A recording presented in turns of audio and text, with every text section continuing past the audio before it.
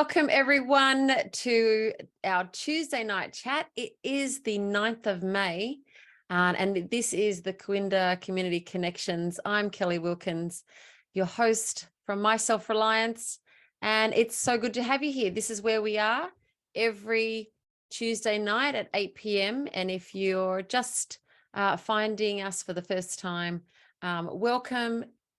You may also find us on Telegram at Myself Reliance and Food Storage channel. Look for the sunflower, and you can go back and look at all of our recordings from all of our Tuesday night chats. Usually there's someone here that I'm interviewing. We have amazing guest speakers.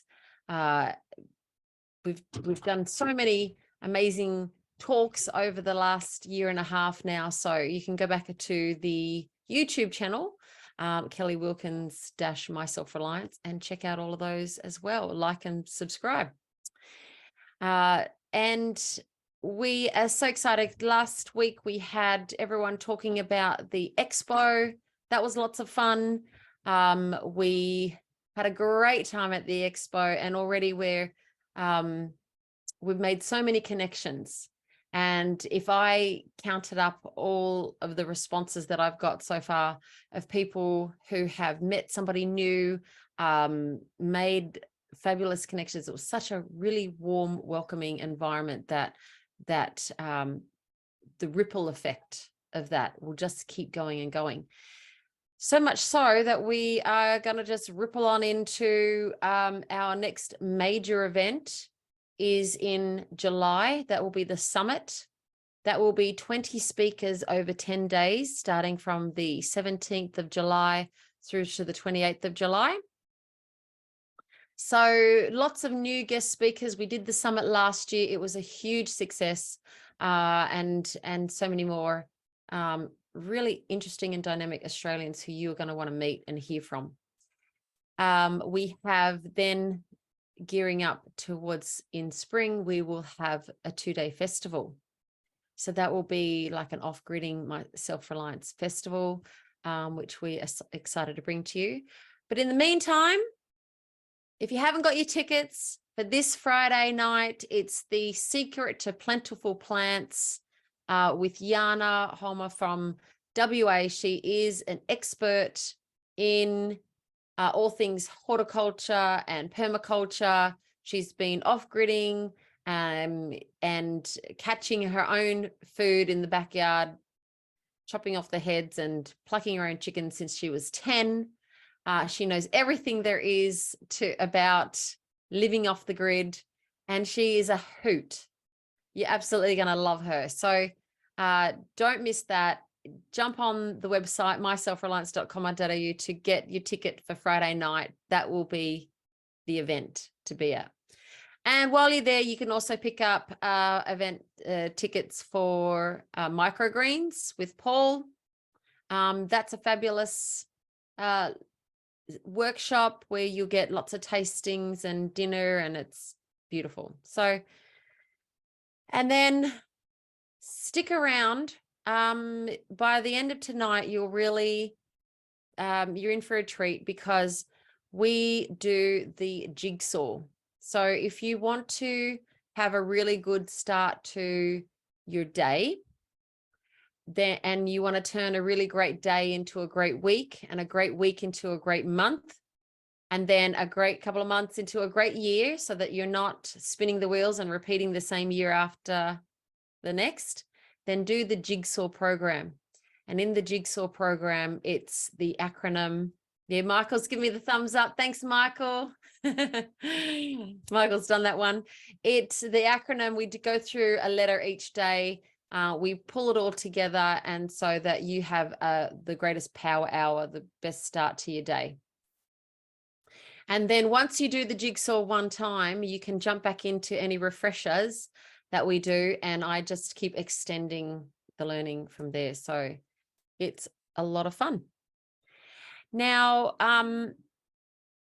I said you're in for a treat today. Well, I hope that you agree with me, because I am going to be the presenter tonight, and I've been working on something that I hope that you really love.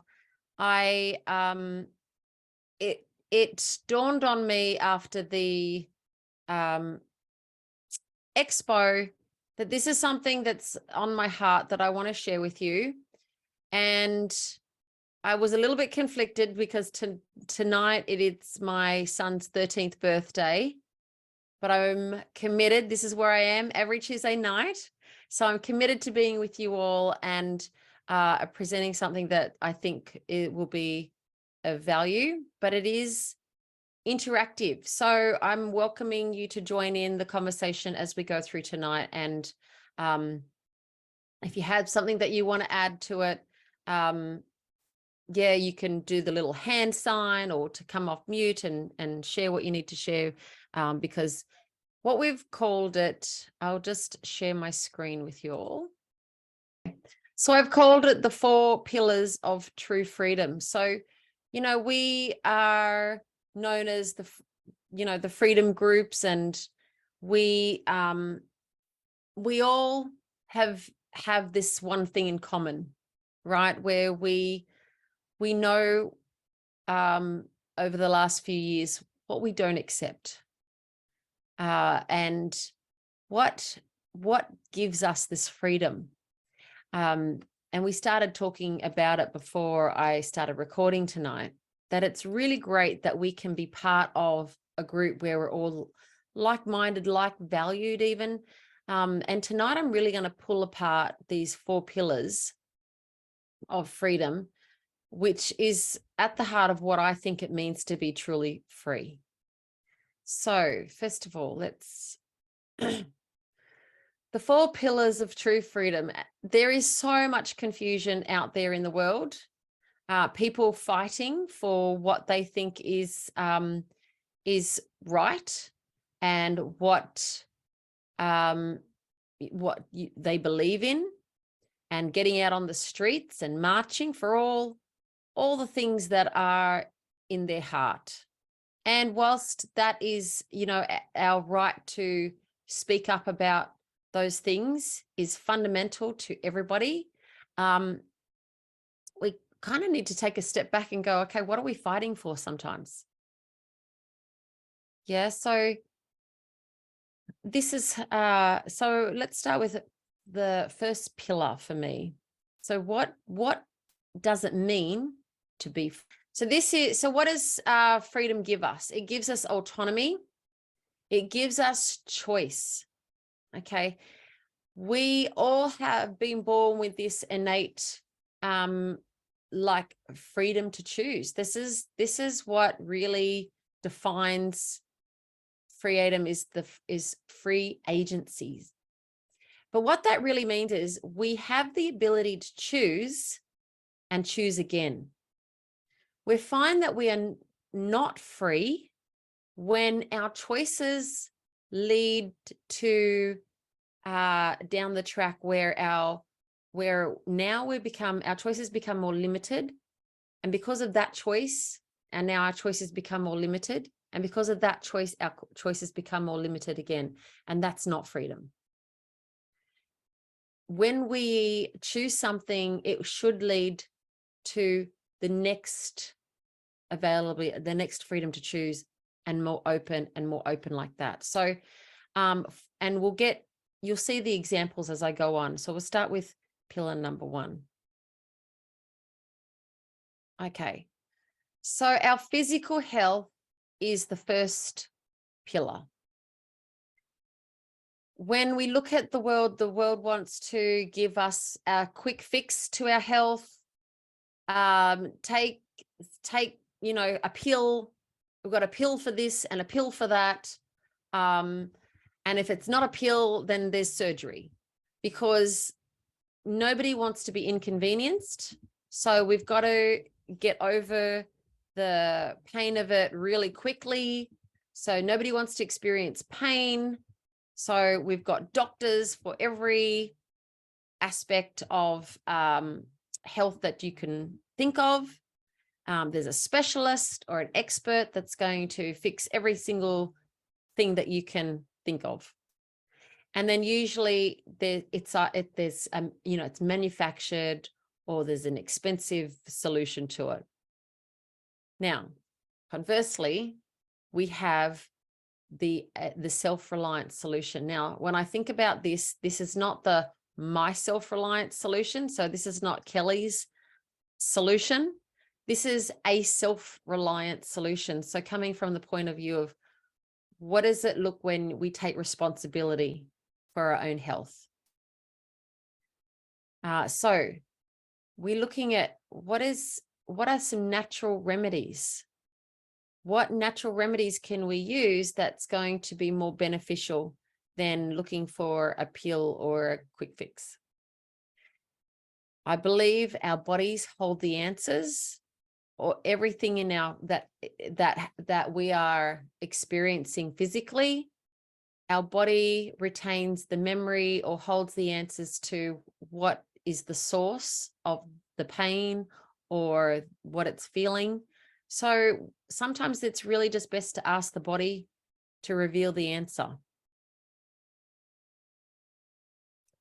And there's some really good practitioners that will help you to discover what those answers that the body's holding. Taking rest and taking time to heal is really nature's way of overcoming pain and health issues. So if we actually listen to our body rather than covering it up with a tablet to mask the pain, then we can listen to the body and reveal some truth and use that pain as for a beneficial purpose. So if we take care of our health, then we can see that prevention is better than the cure. And looking for a good healer, like I said. So there's lots of great healers in the works with natural realms that can really make a difference. So does anyone want to say anything about this first pillar? We've got on the left, we've got I say the world, but it could be, you could reverse, bracket that word world with, there's lots of other worlds, the Kabbalah. You could, wherever you feel like that comes from, then, that's the kind of philosophy that people are being brought up with these days, that's the answer.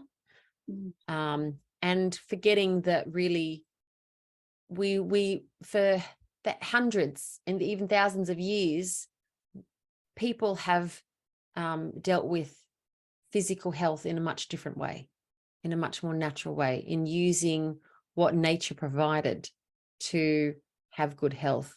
And even the one that's not on this is, going back to not junking up our body with foods that's not natural. So we're trying to fix something that we created as a problem in the first place. So yeah, I can't see everybody. So did anyone want to jump on and say something about that? Monique does. No. Hello. Can you see me, Kelly? Yes, go Monique. Yes. So I just want, just very quickly, so I was covered head to toe in eczema for somewhere between 16 and 20 years. I can't remember where it really quite ended. And it was all, I have eczema, I have that naturally, but it was a lot worse just because of a stressful situation. But when I went to a doctor about it, they put me on steroids, and that ended up making the problem a whole lot worse. And a lot worse so it ended up, because it was a nightmare for 16, 20 years trying to work out what was going on. And it was only when I took the time to rest and heal and to seek natural medicine. And so what I love about this is that it makes me realize that I've actually been part of your community and thinking this way for a long time. Because that was probably where my journey began, and that's why I refused to take a vaccine, because I didn't want to start that up again. Mm. So yeah, so thank you very much for that. Yeah, yes. And 100% right. Yours is a story that's very familiar, is that the more you get involved with the doctors, the more they make it worse. And one of the things, the reason they make it worse is because they don't look at the body as a whole. They look at one little portion of what's going on, a little microcosm, and then they give an assessment based on this little tiny piece, and not thinking about how that's going to affect the body as a whole. Right. Or it's a mask, like Yes. steroids mask the symptoms, but it wasn't doing anything to really help me. 100%. That's right. That's the other thing I was going to say, that the big difference between the two worlds, with the world solution and the self-reliance solution, is never talking about the cause. It's just fixing the symptoms. Yeah. Whereas if you're looking at yourself as like, oh, hang on, why am I going through this? And I always remember, even as a teenager, I never even liked taking Panadol, because I always felt like, well, that's not going to fix whatever caused the headache. I want to work out why I have a headache, not just numb the pain for a second so I can get on with it, unless, like once every 4 years or some crazy situation. But I always had a tendency to go, no, maybe I'm supposed to feel this pain. Maybe I got to work out what's going on. But everyone would get angry, whether they're a doctor or not, if you wouldn't just take whatever drug was thrown at you. And I was in a situation in quarantine, actually, where the person I was caring for had some physical issues I won't go into, but because this whole COVID bullshit, sorry, they wouldn't even go near her to test. It's like, no, we can't, COVID, blah, blah, blah. So they just would throw drugs in the room. That didn't work. This made it worse. Or try this one, try that one. There's literally 5 different things. And she's in agony and just needed someone to actually, examine properly. And I was just, this is ludicrous. All right. So I'll go to the next page. So this is a little, some tips that I think to help us to overcome and move forward in the best way. So if you haven't already, discover the power of natural remedies. I haven't listed off the exhausted, that's the right word, list of people that you could go and see that could help treat you with lots of natural remedies for good health and mind, body, spirit. Eat well, understand what gut health is.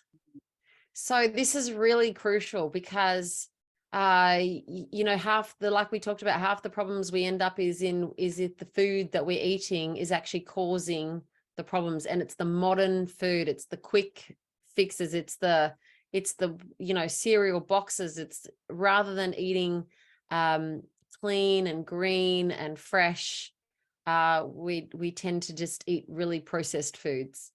And so we really need to eat for our gut. And while it says on here, not for your taste buds, I make sure I have a balance. I'm a sweet tooth and I love my desserts. But if you're eating well, 80% of the time you can splurge. It's all good. Next one, take rest and take time to heal. Look, I'm guilty of trying to rush back into, keep doing things when your body should actually just rest and observe.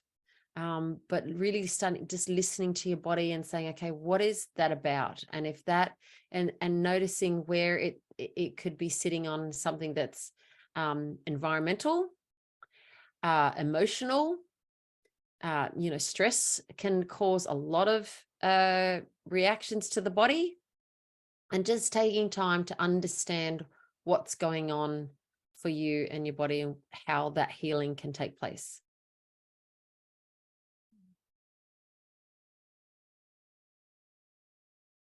Exercise, drink lots of water. And when I say drink water, I like to drink herbal detox teas and all kinds of things that are really alkalining to the body.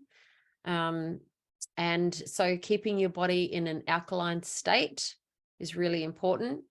And then get lots of sleep earlier in the night. rather than burning the candle at both ends. Okay, I'm guilty of that too.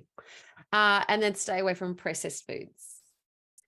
Having good health makes the rest of life, makes the rest of the life's journey easier, because, you know, it's really hard to get through life if your internet stops. No, if you're if you don't if you have to deal with poor health conditions, and as we get older, you know, we want to stay in tip-top conditions. So take care of your health young, and you're all young, so start now.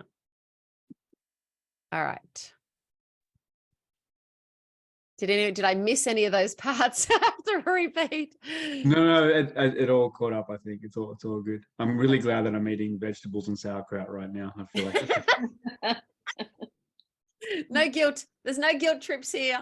I took a inspiration off Emma's dessert, and my son loved the chocolate banana cream pie, and so I made he wanted something similar, so I made him a banoffee for his birthday cake tonight. So, and that's my first time ever. I'm feeling very proud of myself. Yeah. So we zig to zag. All right, remember that we zig to zag. We can't always eat banoffee pie, so we eat well so that we can eat our banoffee pie. Oh, did you get that part about zigging to zag? I think so. With zigzag, massive pause, banoffee. So I think we get it.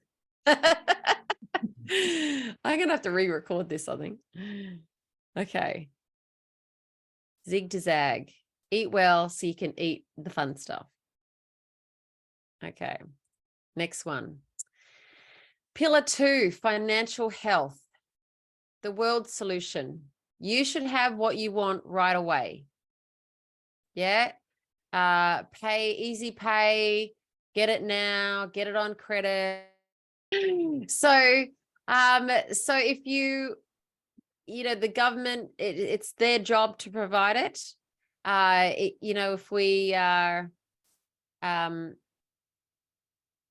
know, everyone after COVID, no one wanted to work. They were all getting payouts, right? And so everyone was like, well, this is easy. And so a lot of people, and despite the fact that a lot of us can't go back to work, and even if we wanted to, there's a lot of people who don't want to work, and because they just figured that there's easier ways of sitting around and getting paid to do nothing.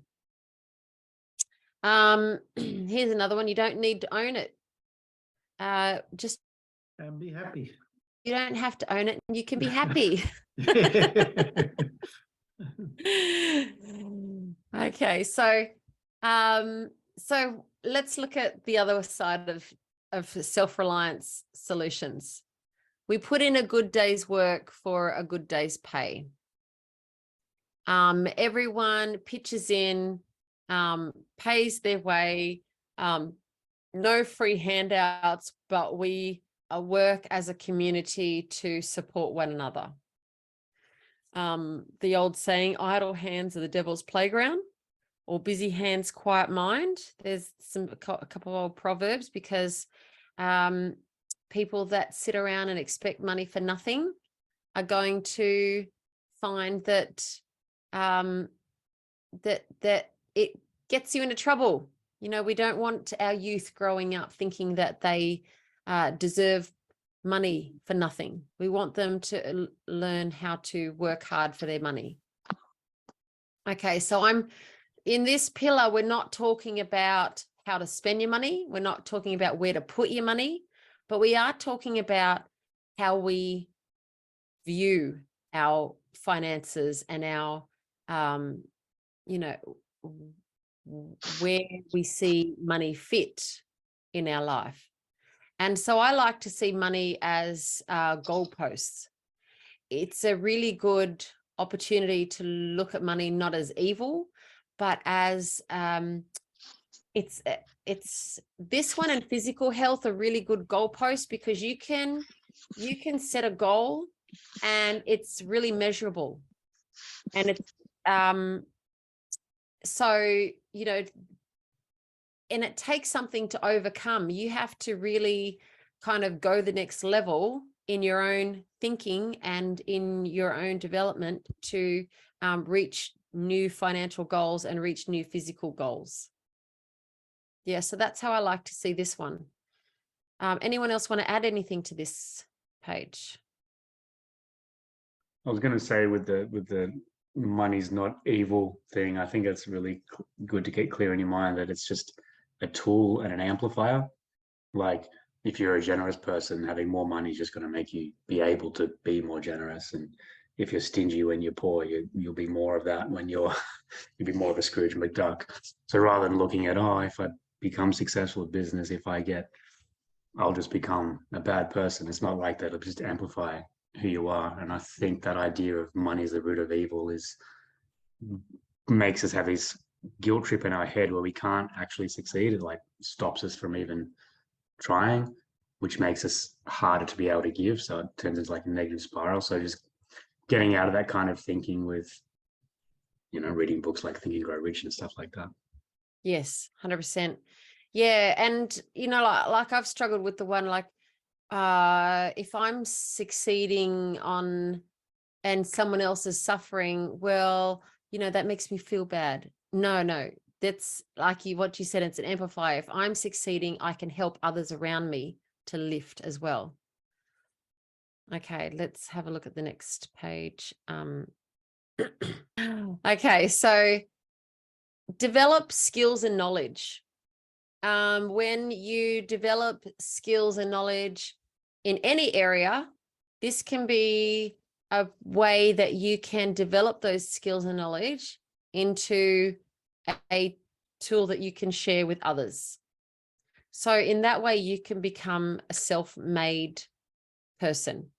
You're not relying on somebody else to hand you anything. You're becoming more self-reliant in the fact that, so for example, I studied to become a teacher and I loved teaching to a point, and then I felt like the system is not designed for the reason that I got into teaching in the first place.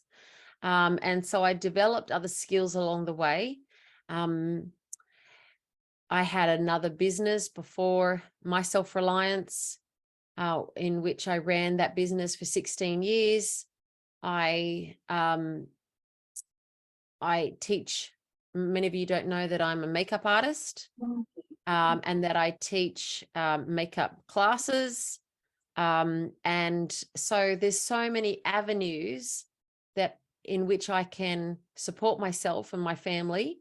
If this avenue which the teaching one did, if another avenue is not available, then there's so many different avenues and we all should have different ways of earning income, more than just one. And in fact, they say you should have seven income streams. Okay. Learn work ethic.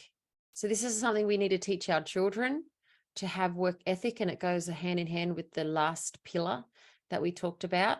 Because if we want to lean, we don't want to lean on the government. We want to understand how to have that work and pay. Okay. Understand the system now and make it work for you, but don't be owned by the system. So there's financial systems out there, the banking systems, the digital age system. They are all really great systems that if we can use them well, we can make them work for us. If we don't get caught up in be trapped in them. Okay. So we have to keep that clear filter for when we start becoming trapped in any of these systems and we're not making it work for us again. So understand what is good debt and bad debt as an example. You can use the bank, but not be owned by the bank.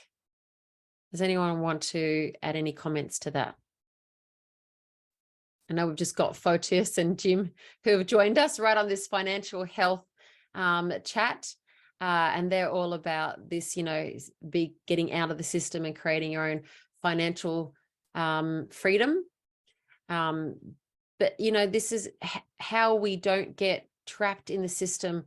And a lot of people found themselves having to make choices that they didn't want to make for their health because they didn't have financial freedom, right? So they said, well, to have this job, I need to have that thing. And so to be able to not get into those traps, we need to be able to make sure that we can have our own financial health. Yeah, good. Anyone want to say anything? We should move on.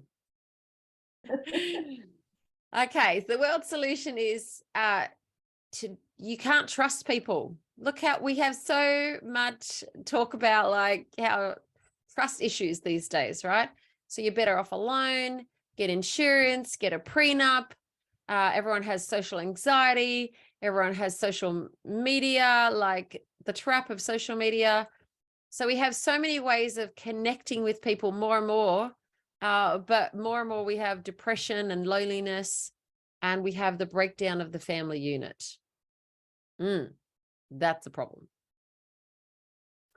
Being self-reliant, we talk about being better together. We talk about having that unity. We talk about relationships are the most important things that we can develop, and overcoming the sense of need for looking after number one, trying to pull down the next one so that you can get ahead. We need to be able to have our relationships because really it's the only thing that we take with us in the end. At the end of the day, you don't even take your health. Right? Our relationships are the thing that actually bind us. And when we have great communication, that is, I think the community, just working together in the community. There's that feeling that I had on Saturday at the expo. It was just so lovely. Yes. Yeah. And that's another thing, isn't it? That the trap that they want to put people in is in separating people out. That's what isolation is all about. Right. And that's the reason that I started these Tuesday night chats in the very first place, because we weren't out socializing. We weren't out seeing each other face to face. So the idea was get together in a social setting online so that when we could get out and see each other in person, we had that connection. We felt like we knew each other already and we could visit with one another. Emma, do you want to?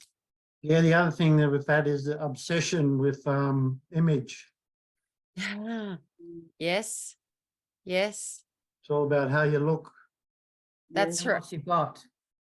Yes, and this is the problem with the social media is that everyone shows their best side, right? And so all you're seeing is everyone else's highlight reel, and you think, well, my life doesn't stack up to that. And so how can I go out and, and mix with that person because they're here and, and I'm just here. And so. Well, the thing that comes with that is the I'm not worthy. Yeah. Yes. Because I don't look as good as them. Yeah. Right. And so that comparison is the thief of joy. Comparison there. Having positive role models as a self-reliance solution. You talk about social media showing a distorted view of what you should look like of the world. So having face-to-face positive reinforcement. So having good role models that can have a positive impact on your life. That's a good self-reliance solution. Yes. Family role models. Yes. Yeah, beautiful. That's why there's extra dots. Sorry. or, well, she's frozen. I might say being aware of history. Whoops, Kelly, you're frozen there. What were you going to say with history, Monique? Being aware of history? Oh, I just think that an awareness of how we've got to where we are is important. I speak to a lot of kids who are sort of, you know, that they've arrived in this time and place of plenty or seeming plenty, and they don't understand the hardships that people had in the past to achieve what we've had, what we do have now, a lack of appreciation, I think. And see, with all that comes this idea that we can survive this. You know, I know when COVID started and I didn't really know what was going on, I went straight back to the stories of my parents who survived wars and so on. And I grew up listening to their stories, and I thought, well, if they survived that, we're going to survive this. And it made me feel stronger. And I think that sense of history is really important. It comes in through our family role models and things, you know. Good point. Mm. I think Kelly's back. She's speaking, but she's muted. You're muted there, Kelly. Oh, thank you. The recording is still catching your conversations, even if I drop out. So that's good. Thank you for keep sharing. So good. All right. I love what you're saying about role models. So here's some tips. Take up personal development courses.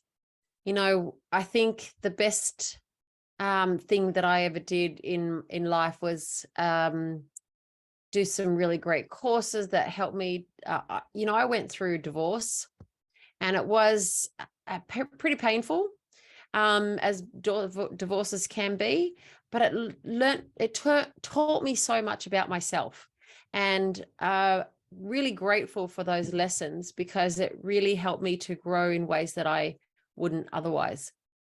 So there's some really great books that I've read that have really helped me develop my strength of character, and readers are leaders. So we need more leaders in our community.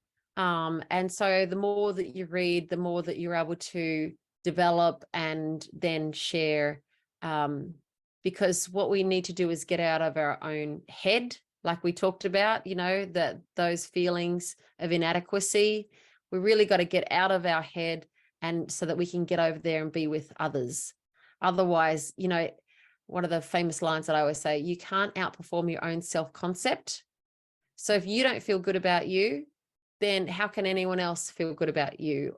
You know, even if they're telling you you're amazing, you're wonderful, you're not going to hear it if you don't feel that way about yourself. And you'll even self-sabotage because you have an image in your head that you're telling yourself, I could never succeed at this. So even if you try hard, you're not actually, you literally will stop yourself. And even if other people do encourage you. Yes. Yeah, exactly. So a really good way of reaching out and being with others is to give service. Giving service is so underrated. It's one of the most powerful things that you can do to connect. And I think one of the things that I love about this community is that so many people have reached out and helped me in my time of need, moving house and so forth, and people were there, and you know, just love this community for that. Inviting people over for dinner so that you can get to know them on a whole nother level, smile, show kindness, give others the benefit of the doubt. And that's just a really nice way of saying, just be forgiving, right? There's one of the biggest things that you could do is just forgive, you know, just allow that to be part of your character, because we all make mistakes and we would want others to forgive us. So let's be forgiving of others. And then never burn your bridges, because relationships are everything.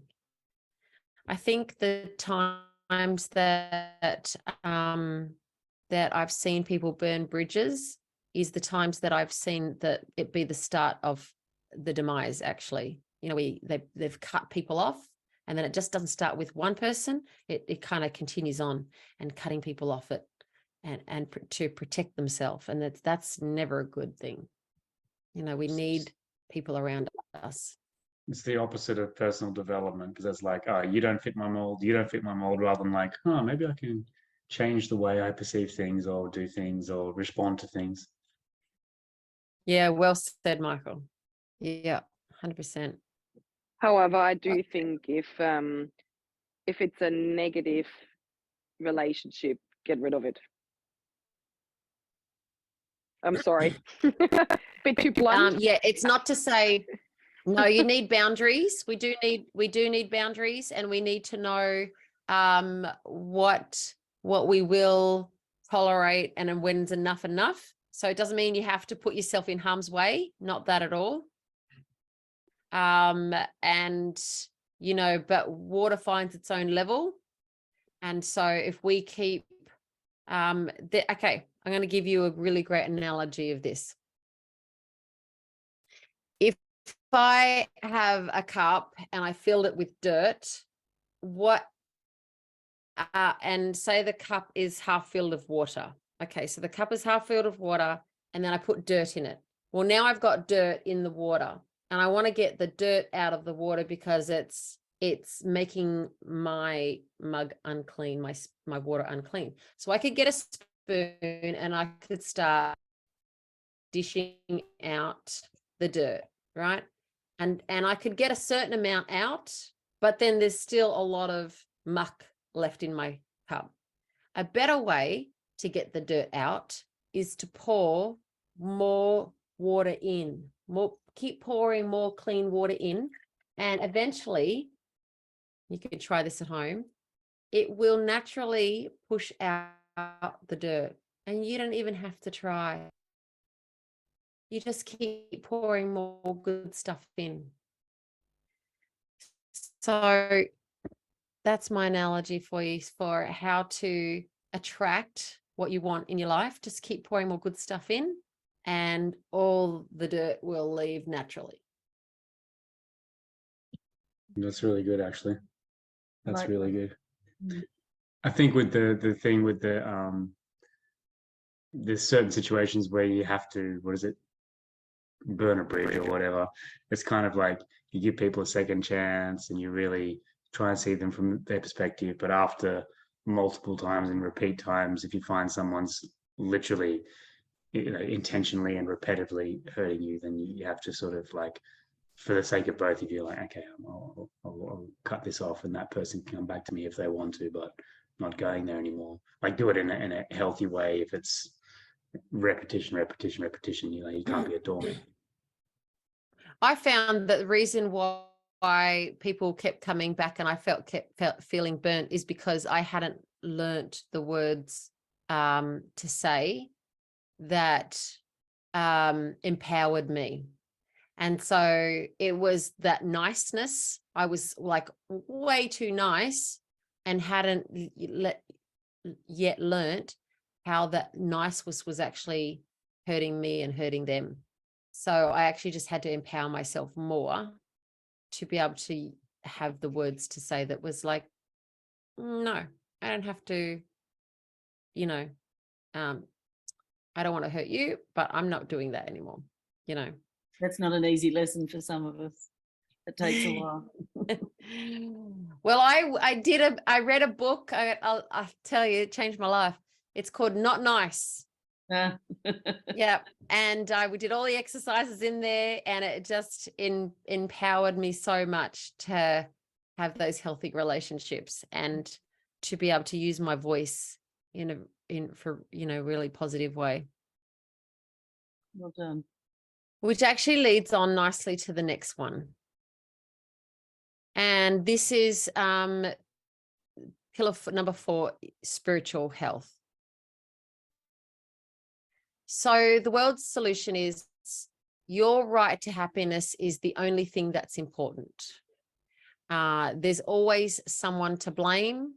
There's no such thing as good or bad. Now, this is really clear, right? These lines between good and bad have been so blurred lately, and in all the media, how they just want to say, no, it's there's no right or wrong. It's just my truth.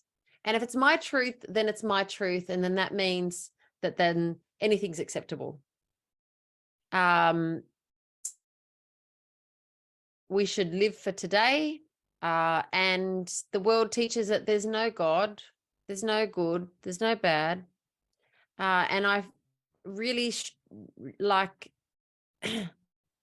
find that is so disempowering in so many ways.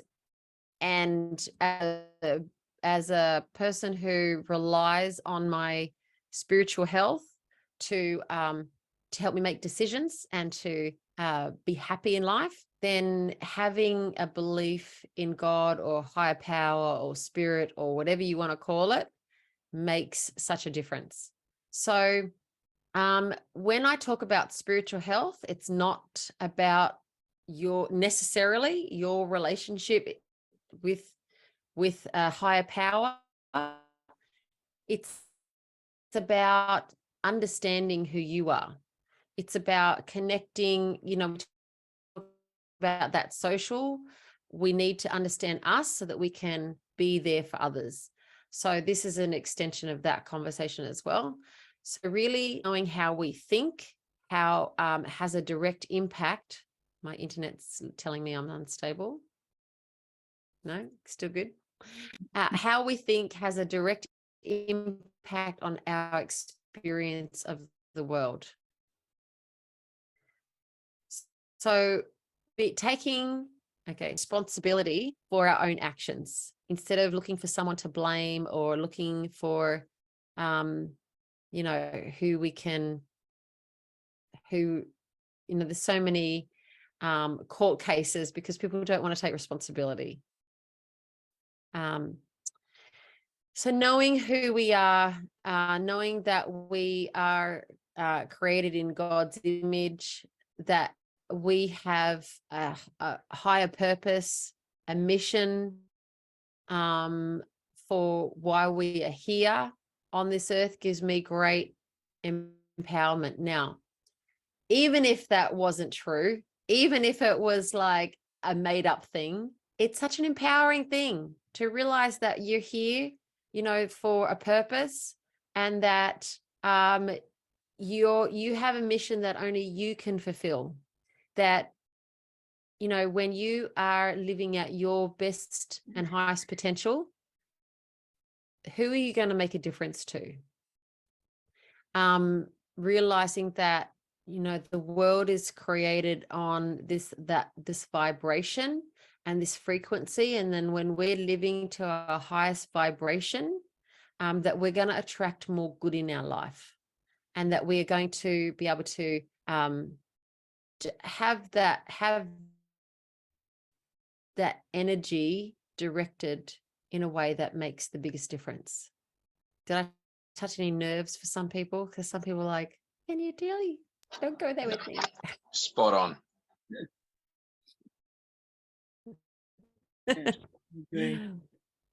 Lovely. And anyone else want to add to that? Okay, so here's some of my tips for spiritual health. Number 1, forgive yourself. Do you know the best thing I ever did in my life was that allowed me to get out of my head, to get out of self-doubt, to get out of thinking, am I doing it right? Am I enough? Is it okay? Is I forgave myself. And I want to extend that invitation to each of you. If you're struggling with any disempowering thought, forgive yourself. You might have expectations that you should have been in a certain place by now, and maybe you haven't achieved what you wanted to achieve. Let that go. Forgive yourself. You are where you're at. This is the perfect place in time for you to be here, to showing up as you. We all need you. We don't need another different version of you. We need you, but you can't show up unless you forgive yourself and be okay with who you are. That will put you on a growth path. So allow yourself to make mistakes, and perfectionism is another thief of joy, right? Develop a relationship with God. Pray, and if you don't want to call it praying, meditate. Have that silence. Listen to your intuition. It takes time each day just to be with yourself, and sometimes meditation can be quite tricky because sometimes they teach you to stop thinking. And I don't think stopping thinking is very productive. I actually just like to be quiet so I can hear all the rumblings going on, and then catch some of the ones. Some of the best things happen when I'm just being quiet, listening. Oh, that's a really great thought. Write that down, capture that one. All right, got that. Anything else? And just have a listen. You'll just come up with some really amazing thoughts that, if you actually turn into actions, will really surprise you. I like to use my time wisely. I turn driving time and washing up time and showering time into my university, so that I'm always listening to something that's a growth, reading books or podcasts or something that will develop my thinking and not leave me to dwell on negative thinking or rubbish thinking, because that's too easy to do. But in the Jigsaw program, we talk about, on day 2, we talk about putting ourselves on a 2% shift. So if you're in Sydney and you wanted to head to Perth, then the plane is the nose of the plane is headed to Perth, but all you would have to do is shift that trajectory to 2 degrees and the plane would end up in Broome. Okay, so sometimes all we need to do is take a 2% shift in a habit or the way that we're thinking or a daily action, and that will send us on a trajectory that in a year from now we'll be doing something completely that we had no idea that was, this is me. Look at me. Look at what I'm doing. How amazing. I took a 2% shift. And that could be reading 10 pages of a book each day, or 10 minutes. So develop your faith and intuition, cultivate good habits, decide to be a little better each day. And if you don't go to church, maybe that's a good place to start, because church tends to develop those good thoughts and intentions. But at the end of the day, it's important to know who you are. And the reason that, I think it's powerful to know that you are made in God's image is because God don't make no junk. All right. And you are all powerful people who are here for purpose and to create amazing things with your time on earth. So we are spiritual beings having an earthly experience, not earthly beings who may occasionally have a spiritual experience. Okay. Anyone want to add anything to that or comment? I actually, the last point with the 10 church, I actually heard something interesting on Sunday at church.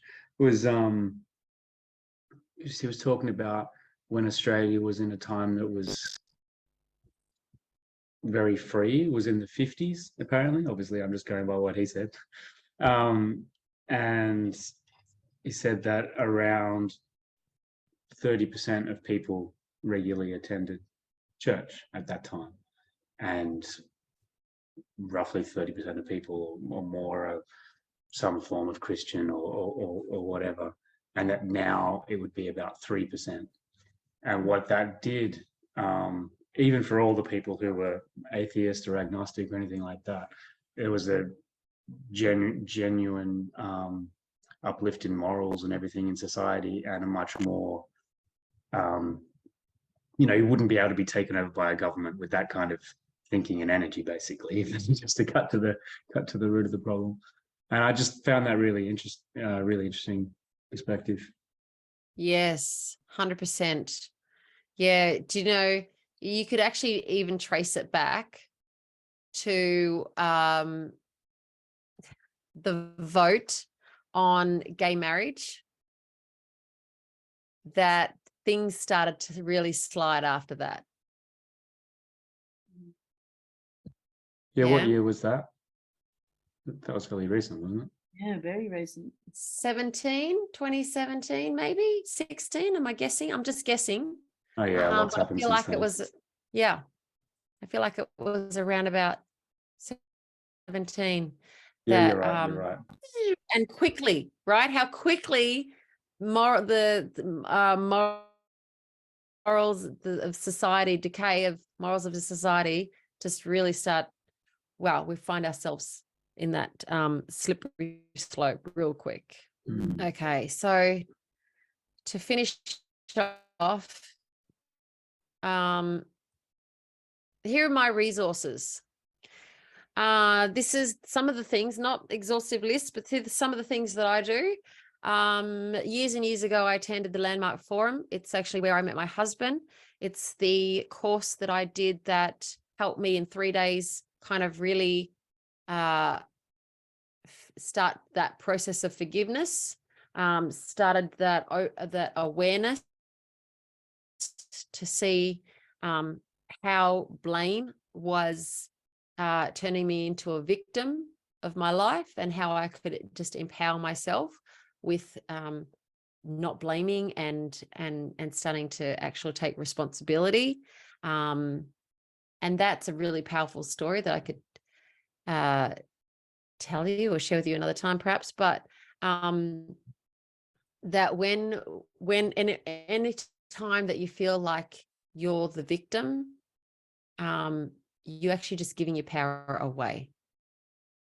And I did that. So that was really a turning point for me. I love this book. If you're looking for a book by Stephen Covey, 7 Habits of Highly Effective People, The Miracle Morning Changed My Life by Hal Elrod. This is where I actually formulated the course that I run, which is super powerful because we take all these points, but you actually get in person the accountability to actually live these the elements of the jigsaw. So the jigsaw method, you can jump on. I do 2 programs, one at 6:30 to 7:30 a.m. Another one for those who don't like that early time slot, we do it at 9:30 to 10:30. And so next week is 9:30 to 10:30, and then the week after that will be 6:30 to 7:30. I have a daily reading of the scriptures, loving the New Testament, love my Savior Jesus Christ for what he has done for me and for all of us. And so if you haven't used the scriptures as a source of inspiration, try that. It is like I have this, apart from actually methodically reading through, I have a powerful thing that I do with my kids, is that we say a prayer and then we might open up randomly, and where our eye lands on the page, that scripture can be like, whoa, hit, like, that was for me that day in that moment. And I just got that. I also love the tapping solution. It's an app that I use daily that is really powerful for calming, cortisol in your body, calming the nerves and anxiety. But this, I use it for sleep and to program your brain and to just really uplift and empower your thinking. So that is part of my day. I love this. What is it called? It's another app or another course or program called Mind Valley. I'm using that one at the moment to take me on a journey of learning, deepening my intuition and meditation practices. So that's awesome. And I also use the Arbonne Nutrition for good health, because as I talked about gut health, it all starts in your gut. It helps me to easily get rid of sugar cravings and clear out addictive behaviors towards eating bread and, sugar and all those, dairy. And sometimes that can really mess with your gut. So I also run courses and workshops on gut health. So if that's an area that you think, oh, I need to start there, reach out to me and I can share that with you. But there's some of my favorite resources that I like to go back to. And I, talk about the scriptures. I am a member of the Church of Jesus Christ of Latter-day Saints, and which is a beautiful community, which has taught me self-reliance, and has self-reliance as a very big part of their program in all areas. So I've done a lot of courses through the church around self-reliance, our food storage, number one, and then emotional resilience, financial resilience. So we offer a lot of those programs at church. So that's what I wanted to share with you tonight. I'll stop sharing now and open it up the floor that anyone wants to come off mute and say anything. I was going to say with the tapping thing, and I think you said something about releasing cortisol, like the stress hormone. It just reminded me that I learned something. I think it was from Dr. Eric Berg, one of his YouTube videos, and I have to go back to it because I do remember it gave me something at the time. But he was talking about when you create cortisol or you go through stress, our bodies are fantastic at making it, because historically, stress might have saved you from being chased by a tiger or whatever, but it's terrible at releasing it, and most of us have no idea how to release it. And even physically for our bodies, it's wasn't really an important thing back in the day, as in now in the high stress environments all the time, even over really minor things. He said this thing where I have to go back and watch it, so don't quote this exactly, but it was like pressing your thumbs on a certain spot on your stomach until you really feel it, and it gives you quite a sharp release of the cortisol out of your system. And if you do that habitually, it will allow your body to get rid of a lot of that stuff that we may have had built up for 10, 20 years. Don't quote me. Look up Dr. Eric Berg and cortisol, and he had some stuff that was really easy to follow. Yeah, very good. Yeah. So thymus too, tapping on your thymus. And because I don't know about that spot, but I'll research that one. Thank you for that, Michael. I don't know what a thymus is, so I'll have to research that one. I think it's here. Oh yeah. I did know that. I just forgot that word. Yeah.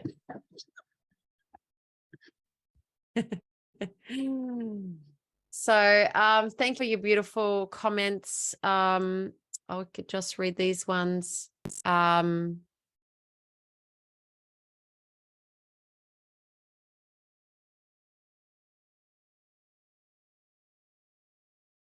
Oh, thank you to Jim, who said dirt in the cup. Emma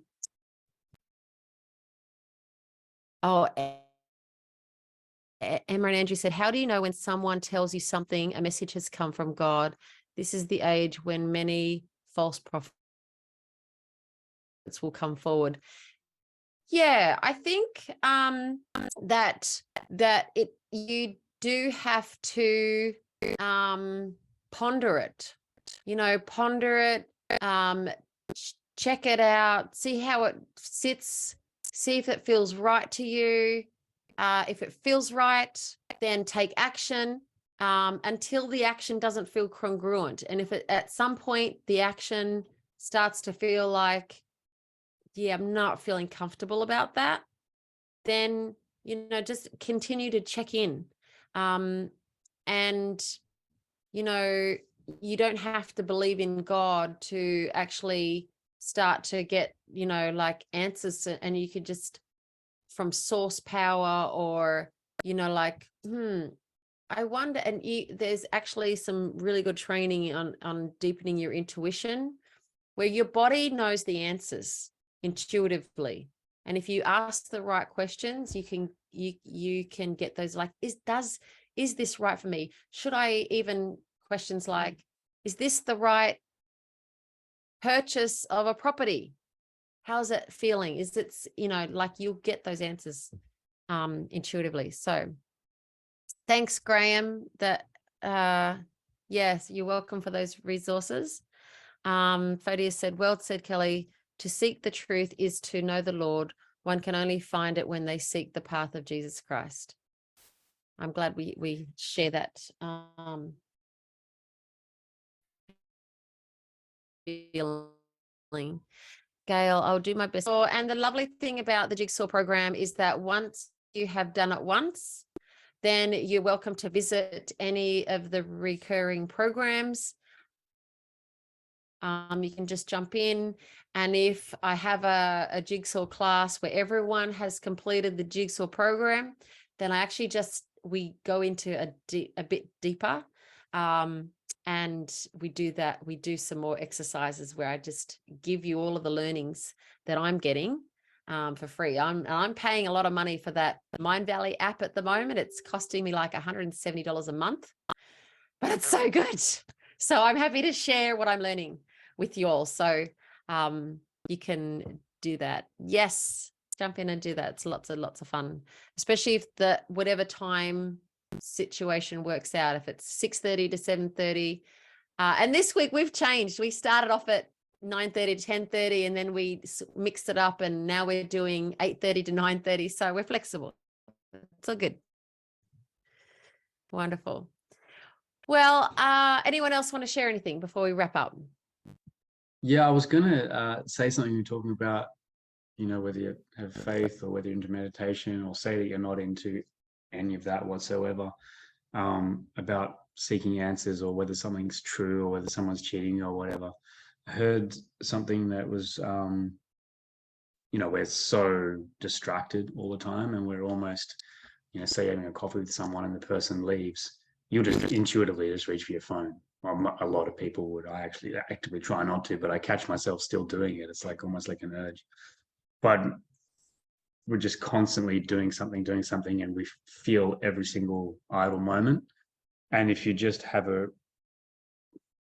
some sort of routine where, even if it's minutes, you just sit in still, quiet solitude, not even thinking it's meditation or faith or anything like that, but just to not be distracted, and use that as a tool to be able to work out what the truth is. Because say something doesn't quite feel right, but you're not sure, and you have all these questions, and then you want to go seek an expert. But often if you just sit quiet and still, the answer will just present itself to you.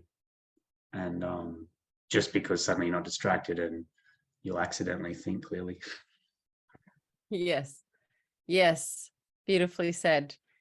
And it's really fun when you've had experience with that, because the more that you practice that, the more those experiences will come. And then that little bit of like evidence will go, oh, it does work. Oh, let me try that again. And then you'll develop that as you go. You'll go, and then all of a sudden, that little bit of faith has grown, and you're able to, produce miracles. That's what it's all about. Have miracles in your life. I think one good point that Michael made there is being still. We're so busy all the time, and we're always so distracted with so many things that are, you know, whether it be the phone or whatever it may be. We don't even know what to do with ourselves anymore unless we're looking at our, you know, tiny prisons or, yeah, it's crazy. Like, when was the last time someone just sat somewhere, you know, not doing anything, just be? Yeah. Yeah. It's a real discipline. Yeah. And do you know, so there's like a statistic that we have how many million bits of information coming at us at any one time, compared back in the medieval days. You know, you might get a little bit of news through the town crier once every, you know, how often, like, would they do? But then that's like, oh, a bit of information, oh, you know, and then it's go back to doing your thing. And so we have so much information coming at us that it's you know, of course we're going to get overwhelmed.